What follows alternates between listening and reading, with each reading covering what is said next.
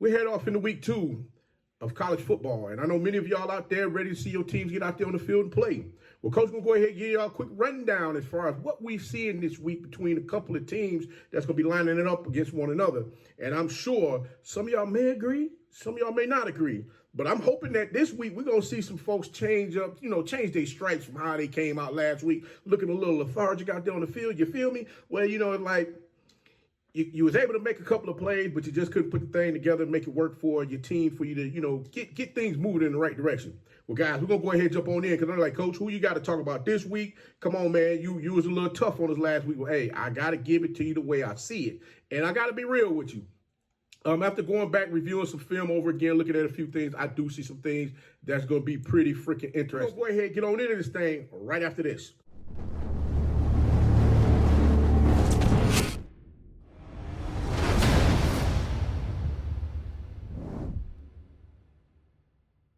Fred Coach back at it again. 10 toes down, about to tell you how it all went down. This is Tomorrow League Sports Network with your host, Coach Walker. If you're new to the channel, please like, share, subscribe. Hit that notification bell so you get all upcoming videos. For all my leaders out there, welcome back. Y'all know the drill. Y'all know the routine. If you haven't done so already, please like, comment, and share these videos. And tap in a friend or two and tell them to come on in. It's no positive vibes. We just having a good time talking about HBCU sports. And don't forget, you can follow us on all social media platforms. The links are listed down below in the description. So without further ado, we're going to jump on in this thing, give it to you straight like that. Because I know you're like, Coach, come on, bro.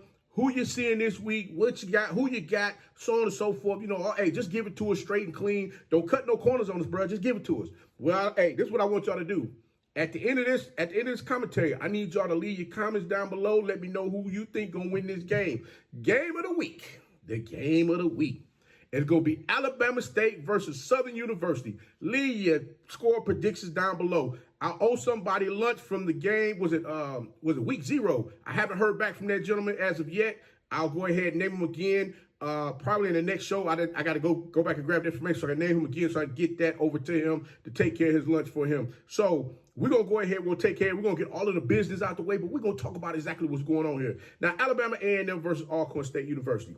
This is going to be an interesting game, and I'm going to tell you why. The reason why I said it's going to be an interesting game because of the fact that I know I was a little rough on Alcorn State last week, and, duly noted, but y'all kind of brought that on yourself. Like Eddie Murphy said, you brought it on yourself. Yeah, you brought it on yourself because that was just, I'm not going to say it. It was some dumpster juice out there on the field. We're not going to do that. We're going to clean it up. We're going to get this thing together. But Alcorn State got some playmakers over there on that offensive side of the ball, and I got to give them their props. Number 13 and 14 are wide receivers for that team. They definitely can get after it out there on the field, route running, as well as them being able to catch passes being thrown to them by the quarterback over there, Mr. Jalen Tolbert. Now, with all of that being said, I want to see how Alcorn State wide receivers are going to line up against Alabama A&M defensive backs, because one thing for certain is this. I haven't really seen, I'm not going to say that because each team played somebody different last week as far as, FCS for Alcorn State played Northwestern State University. Again, y'all should have won that game.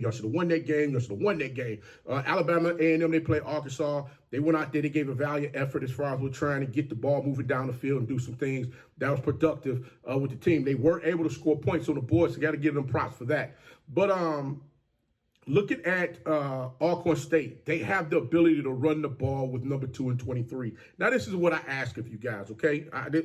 Coach just got a request. Can somebody fulfill the request for me? Running backs. This goes for everybody. Please plant your freaking foot in the ground and get up the field. All this dance machine, dancing. Get your tail up the field with the daggone ball. People are tired of seeing that, man. I'm like, you sitting here with a crease that you can hit it, get your yards, and go ahead and help your team move the ball down the field. That's what I need to see this week. I need to see some hard-nosed running, folks get up underneath them shoulder pads and getting that ball down the field, quit playing games. Let's get to it. Now, defensively, the Braves defensive back, like I stated before, they can make plays on the ball. We saw them with the interception last week in which they were able to get that ball. They got a pick 6 on that interception pass last week. They were able to punch in with that. They were able to move the ball down the field and kick a field goal. This week, you got to put some points up, okay? You got to put some points up over there on the board because I believe it's number 9, number 20, number 9, number 29 for Alabama A&M is definitely going to be the spy out there on the field, making sure that Tolbert doesn't decide he want to take that ball, pull it down, and run, if that field opens up wide. So all I'm simply saying is, Tolbert, if you decide you're going to take off and run, please protect the ball. That's all I'm asking for. Just make sure you protect the ball. Now, on the other side of the ball, we got Alabama A&M. You got Cornelius Quad Brown. He's definitely going to look out there trying to redeem himself from last week. I mean, he had a kind of rough week there. He threw 18 passes, complete 9 for 130 yards. I mean, they weren't able to get the ball in the end zone behind a Maurice Edwards rushing touchdown.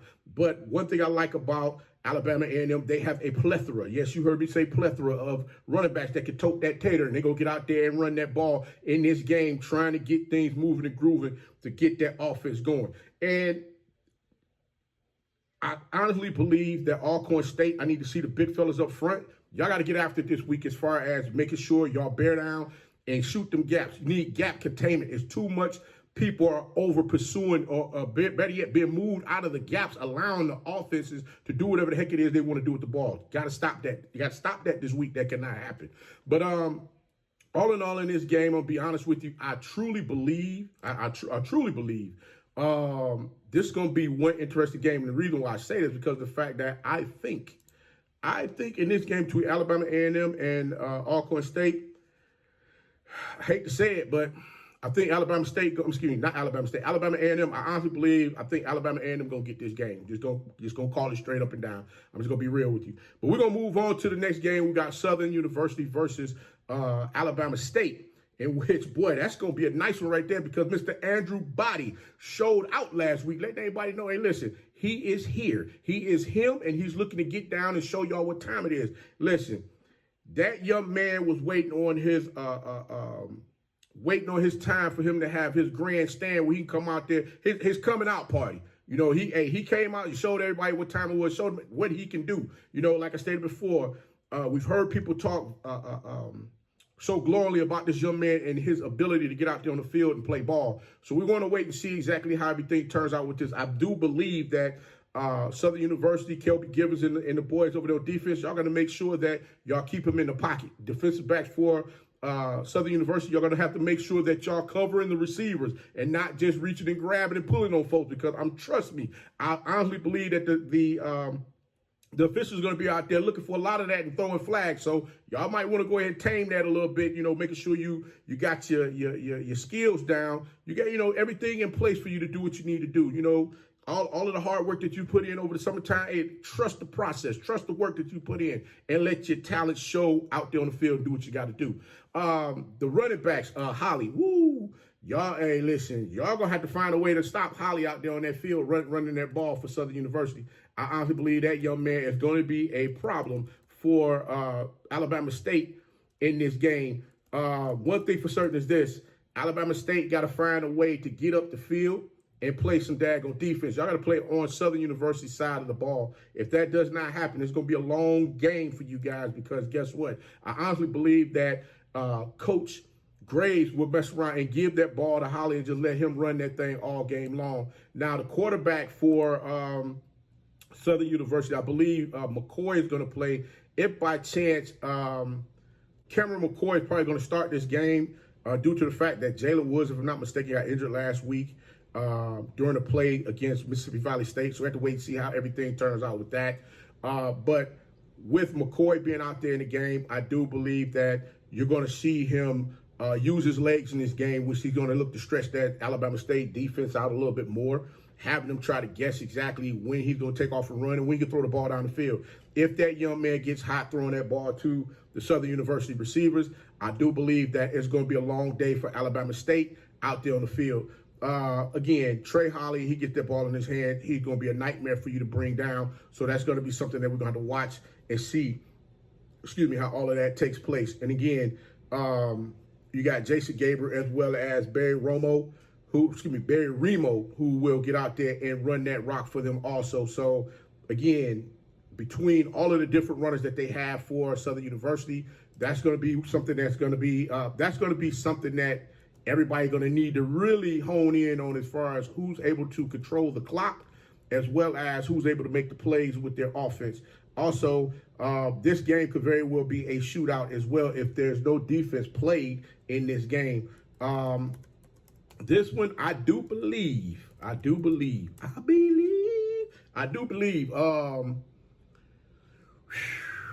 want to go with this one. I honestly believe because Alabama State has the quarterback and Andrew Body's a dual threat as far as with throwing passes down the field to his open receivers, as well as being able to run the ball himself. If he's not contained in the pocket, it's going to be lights out for Southern University in this game. I'm going to go with Alabama State on this one. Alabama State is going to win this game. I think Alabama State may win this game by 10 points. That's my take on that one. What am I to say here? I'm forgetting something. I don't want to miss that one. I do believe this week with the defense that's going to be out there with Kelby Givens and everybody that's on that Southern University defensive side of the ball, I think this week Alabama State may want to consider letting Jeremy Holtzclaw run that ball a little bit more than normal. I do understand that Andrew Body's going to be back in the pocket when he dropped back. If by chance there's no receiver open, he's going to pull the ball down and run. He slid last week, which I was truly proud of him, making sure he kept himself out of harm's way. Need to make sure you do that again this week, son, so that you don't get yourself caught up in nothing crazy and we have no setbacks. So I'm looking for Alabama State to go ahead and pull this game out against Southern University. Next one up. Clark Atlanta versus Florida Memorial. Now, these two teams played one another last season, and this game ended in a tie because of weather. Funny thing is, it looks like we're going to have weather again this weekend, so hopefully Clark Atlanta and Florida Memorial is able to complete this game and get everything out of the way. But wait, before I get into that, never mind. I'm going to go ahead. I'm going to let it ride because I was going to talk about I need to go back and talk about Alcorn State with the discipline. They need to make sure that they're disciplined out there on the field. Matter of fact, both of the two teams, the last 4 teams that I talked about, need to make sure that they are disciplined because they were getting flagged at high clips over the past week, last week, and I think Southern played the week before. You got to quit shooting yourselves in the foot. But let's get back to Clark Atlanta versus Florida Memorial. This game, like I said before, last year, these two teams played one another. The game ended in a tie because of weather.